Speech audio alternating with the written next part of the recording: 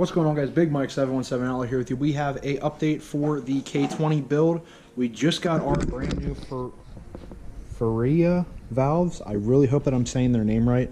We just got the new valves in for that. They are actually looking really good. Whoop, if I can.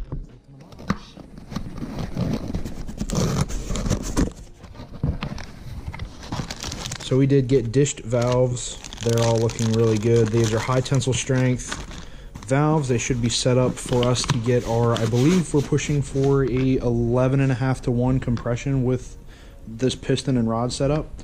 But first, I already kind of did this, but I'm going to roll a time lapse to show how we did it, is trying to balance out the rod and piston setup. So let me roll the time lapse and I'll be right back.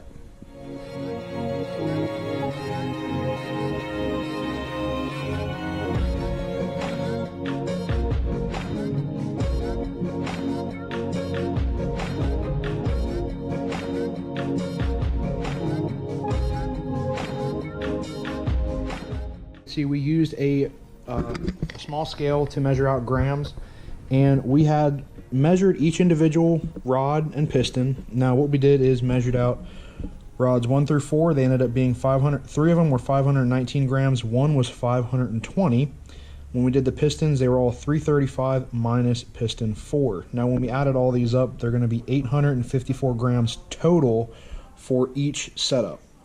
So what we did is we actually had one piston that was a gram off from the remaining 3, and then we had one rod that weighed more than the other remaining 3. So what we did is we took the heaviest rod with the lightest piston, and it still gave us our 884 grams total. Now we did switch the numbers off just so it's easier for reassembly. So we have 335, 335, 335. This one is 334 grams.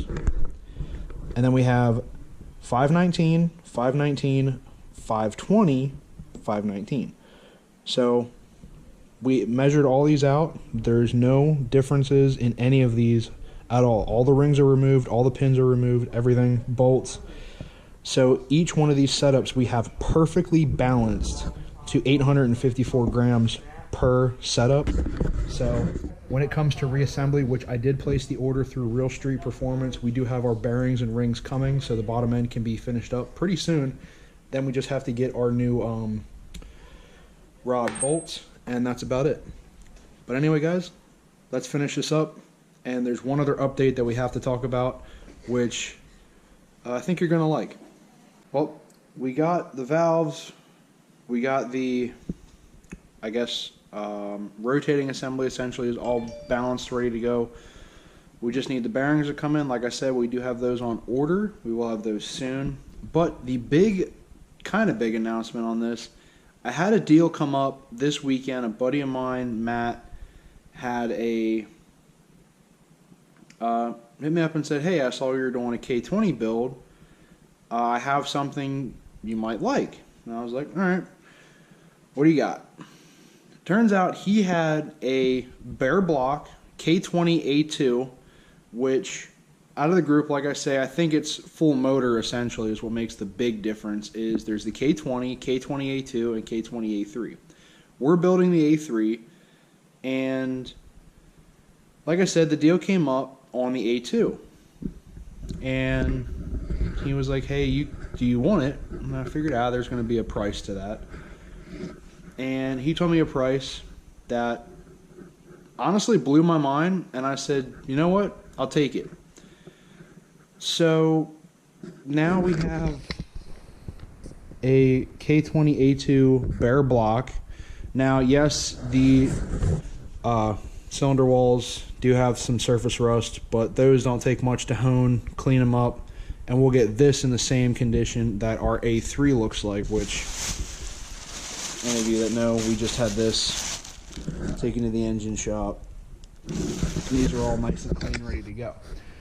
But the big thing that I have, I did put this out on Instagram, and some of you guys did get back with a pretty good bit of feedback. So follow me on Instagram, 717 Outlaw, and maybe drop some more comments, and we'll see. We might be able to find something.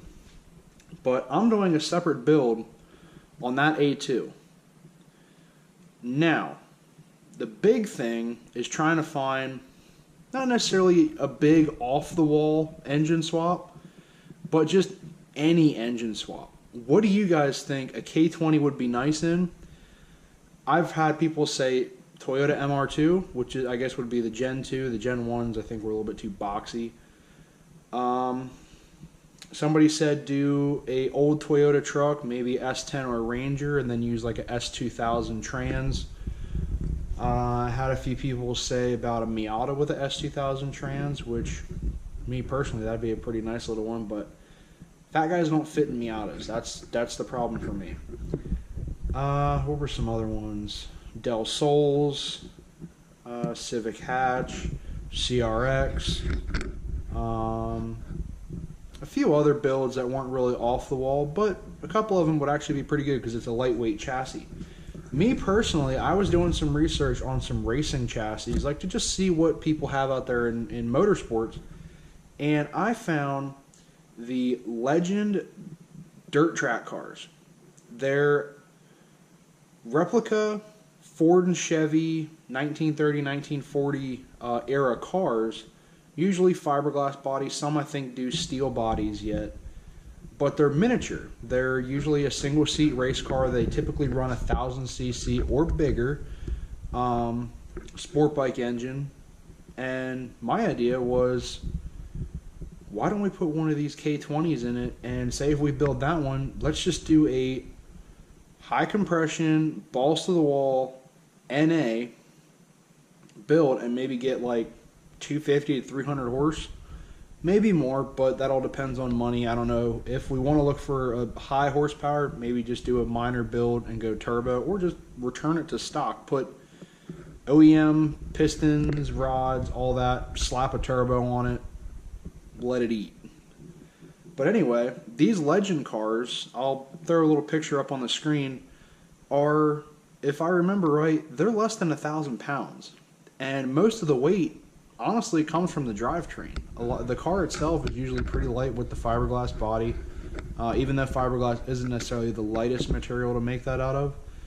But it seems like the power to weight ratio would be outstanding for an engine of that size, especially if we get, like I said, do like an S2000 trans and put in it, and then we can either make it a 6-speed or just making it automatic and see. I don't know 100% if they had any sort of, what I want to call it, like a sport shifter or paddle shifters or anything. I don't know if we could rig that up. If not, I'm perfectly fine with doing a manual, but automatics, depending on the build, can be a little bit quicker. And especially in that chassis, I don't know how tight the seating arrangement would be for me, especially, is room. If there's room to do a manual will be plenty good. If there's not, automatic is perfectly fine with me. But anyway, drop those comments down below. Let me know what you guys think about possibly doing the K20 in a Legend race car. And my big thing is, we might autocross it, but my key thing if we do the Legend car is to make it street legal. Headlights, taillights, all the bells and whistles to make it 100% street legal here in Pennsylvania, which I know is going to be some great leaps to allow DOT up here to allow us to make that street legal.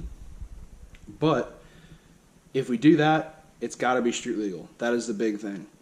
But anyway, guys, I hope you liked the video. If you do, give it a thumbs up. Don't forget to drop those comments down below on a possible chassis for our next K20 build. And yeah, that's pretty much it. Don't forget to subscribe. Also, hit that little bell next to that for notifications on the newest videos that will be coming out, and I'll get back to you guys as soon as I can. All right, guys. See you on the next one.